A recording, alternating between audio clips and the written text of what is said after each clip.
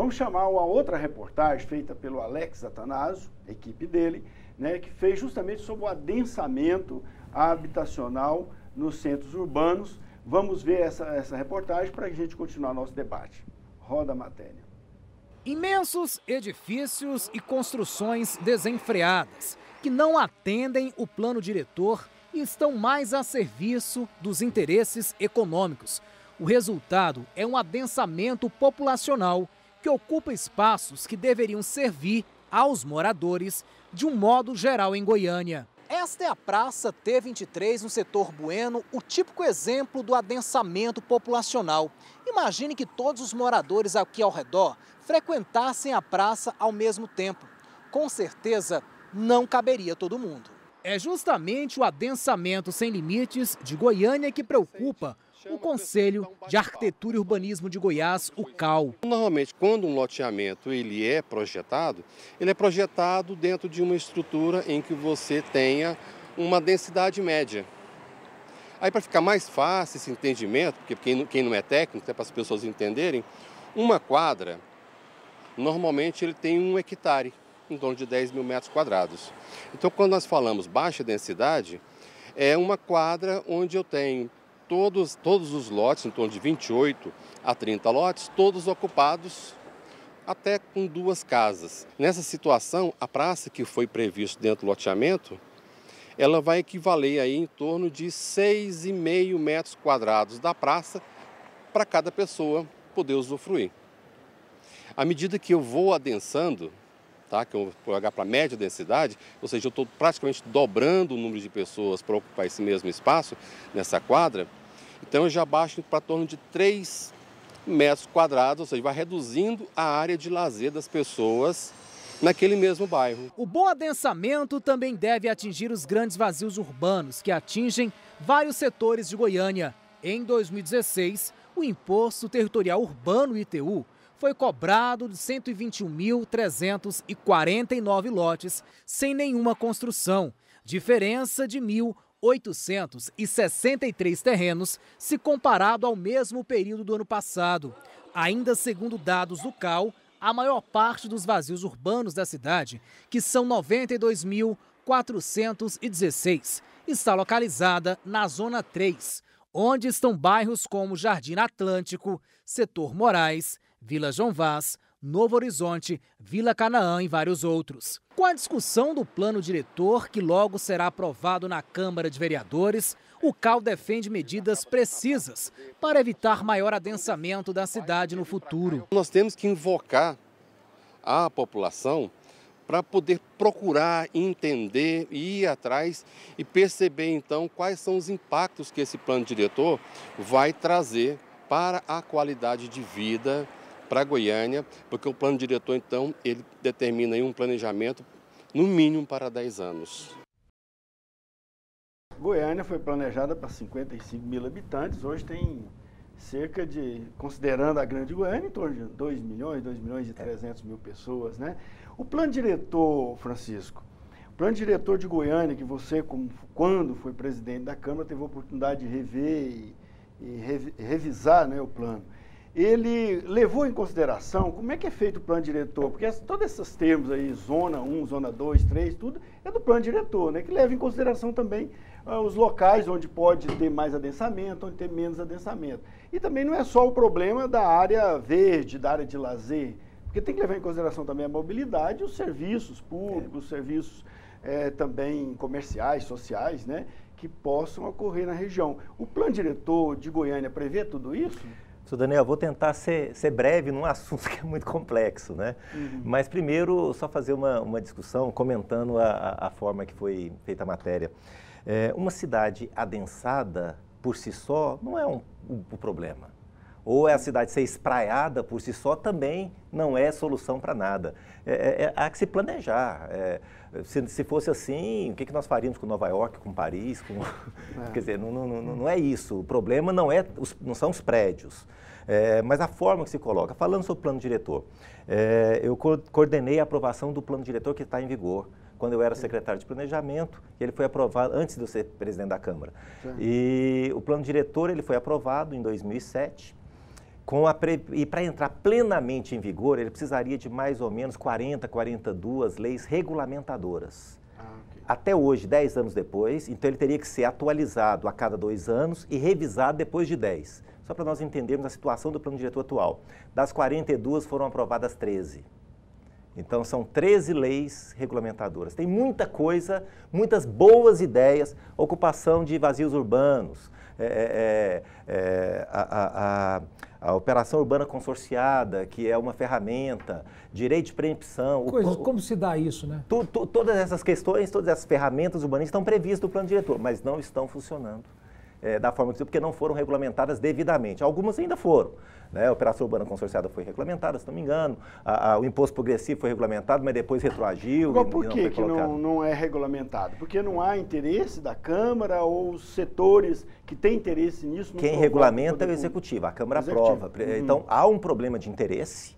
Né? O plano diretor, basicamente, ele dá diretrizes. Ele por si só, ele não faz nada na cidade, mas ele dá as diretrizes e é necessário que se tenha toda essa organização. Agora, foi amplamente discutido com foram mais de 800 reuniões na época para aprovar e agora, na sua revisão, deve estar sendo bem discutido também.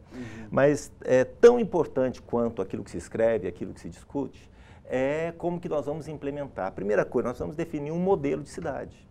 Por exemplo, um dado que é muito badalado, né? Quando nós aprovamos, falava-se em 100 e poucos mil lotes vagos. Depois, agora eu vi o número de 93 mil, o CAL dando essa informação. Já outros institutos trabalham com a ordem de 50 mil lotes. Então, nem esse número, de forma muito concreta, nós temos hoje. Então, falta informação. A grande perda que se deu na época do plano diretor, nós deixamos aprovado um instituto de planejamento. Goiânia não tem hoje um instituto de planejamento que trabalhe. Esse instituto foi extinto, né? No passado funcionou o IPLAN, depois foi criada a CEPLAN. Nós tentamos criar o IPUG, que não aconteceu. Por quê? Porque nós precisamos de informações.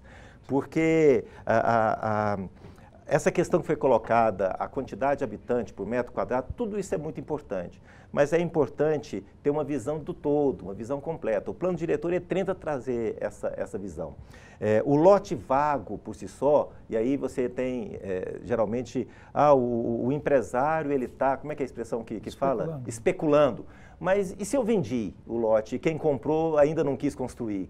Quem é o especulador? Como que está acontecendo? Essa discussão, ela é solta, assim, não se faz uma discussão realmente na cidade, da forma que se quer. Na verdade, o Leonardo colocava uma questão muito importante. Parece que o Estado brasileiro ele é organizado para não deixar a economia funcionar, para não deixar a sociedade mover. Ele está o tempo todo atrapalhando. Acontece o seguinte, eu diria o seguinte, que nesses 40 anos que eu sou empresário, eu vivi seguramente 25 anos dentro do IPLAN.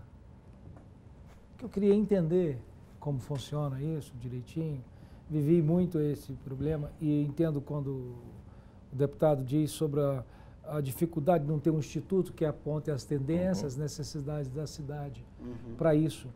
Mas eu vejo de uma certa forma que o Estado está muito atrasado em relação... O Estado brasileiro é muito burocrático. Muito burocrático, muito atrasado. Em relação também, a tudo. Vamos pegar o caso do município. O município... Para você aprovar qualquer projeto, é um complicador imenso em relação ao município. Deveria ser uma coisa simples, porque a aprovação de um projeto, todo ele tem os seus RTs responsáveis e parte do... E não é só de projeto imobiliário, né? Qualquer tipo de coisa, empreendimento é uma burocracia. Então, eu achava que isso é uma coisa que nos países de primeiro mundo já é uma coisa online. A coisa opera, porque o município precisa arrecadar. E precisa concentrar esforço aonde ele tem que fazer a diferença. Por exemplo, eu vejo aí ele dizendo de espaços vazios, de lotes baldios, que 92 mil, não sei o número, mas certamente é alguns milhares aí de lotes vazios.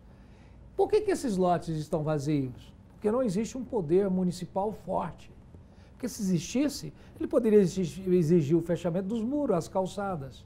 Porque o direito de ir e vir do cidadão é muito mais importante. Mas tem gente que comprou o lote e não conseguiu construir também. Mas acontece, faça o município, entra na taxa de contribuição de melhoria. Sim. Entendeu? Sim, perfeito. Então, o município é uma máquina de arrecadar. Então, na minha cabeça, eu não vejo como. E também eu não vejo como novos parcelamentos em Goiânia ficar nessa discussão de expansão urbana. Goiânia já é totalmente ocupado, o perímetro de Goiânia. Nós temos Orlando de Moraes que ocupa aquele extremo que divide com Santo Antônio. Nós temos Trindade, não há mais Jardim do espaço, Cerrado, praticamente, que já não tem mais espaço. Nós temos Aparecida, que não temos espaço nenhum. Nós temos aqui, para o senador Canedo, que também poucos espaços vazios. Atravessou meia ponte, já é senador Então, Canedo, eu não sei por que existir expansão urbana, sendo que nós precisamos de extensão urbanizadas. Então, é uma loucura, se permite uma construção desconectada. Com isso, você está querendo dizer que, como Goiânia, por ser uma capital nova ainda, vai crescer muito mais, vai ter muito mais gente aqui nos próximos anos. Com isso, o caminho natural de Goiânia é a verticalização. Não, ao contrário. Não? O município de Goiânia, a tendência dele é a horizontalização por uma, por uma coisa muito simples. O custo de um condomínio, ele é constante e eterno. Prejuízo te aleja, mas custo permanente te mata. Seguro. Então, o condomínio é um grande complicador nesse processo. Mas o que define se é horizontal ou se é vertical é a infraestrutura urbana. Se temos um Orlando de Moraes, nós temos uma via expressa, que chega ao Orlando de Moraes, está resolvido. Nós temos Jardim do Cerrado, nós temos uma via expressa que chega lá, está resolvido. Nessas ocupações urbanas, na região metropolitana, existe todo um complexo de esporte e lazer destinado a essas comunidades que vivem isso. Se não existe, a criminalidade, a marginalidade vai expandir, vai tomar conta. Então, o poder público é muito lento em relação a esse tipo de coisa que só lhe traz benefício. Por exemplo, o setor marista, eu me lembro, só para dar um exemplo, para ir no tempo, porque eu não vejo por que não aperfeiçoaram. O setor marista todinho foi feito com contribuição de melhoria. Chegou a prefeito, eu vou fazer. Eu acho que essa gestão desse atual prefeito tende a ser muito boa. Eu sou muito empolgado em relação à gestão política do Íris Rezende. Ok, você tocou num assunto importante. Eu gostaria que no próximo bloco a gente tomasse esse assunto sobre que os políticos, né, os poderes públicos, municipal, os municipais, porque não é só de Goiânia, de Aparecida, Trindade, Senador Canedo, que envolve aqui a Grande Goiânia, e também do governo do estado, que pode ser feito para que a gente possa melhorar, né, a política imobiliária, a mobilidade urbana, enfim, a política de ocupação no nosso estado.